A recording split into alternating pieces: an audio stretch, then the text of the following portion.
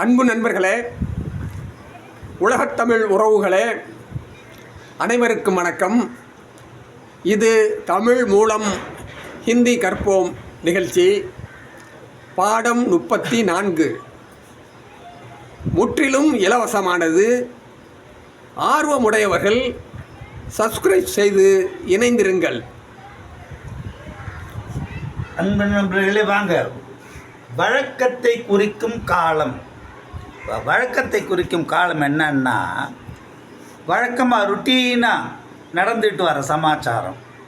இது 3 காலத்துக்கும் பொருந்தும். நிகழ்காலம், எதிர்காலம், கடந்த காலம். இந்த 3 காலத்துக்கும் ஒன்றா வரக்கூடிய ஒரே சமாச்சாரம். அதான் வழக்கத்தை குறிக்கும் காலம். இங்கே பாருங்கள், இதில் நம்ம என்ன கவனிக்கணும்னா, இது எப்போதும் எழுவாயின் எண் மற்றும் பாலுக்கேற்றவாறே மாற்றம் அடையும். அதான் ஃபஸ்ட்டு பாயிண்ட்டு. அடுத்து என்னன்னா, இறந்த கால முதன்மை வினையானது எப்பொழுதும் ஆண்பால் ஒருமையிலேயே இருக்கும். 2 பாயிண்ட்டு தான் முக்கியம்.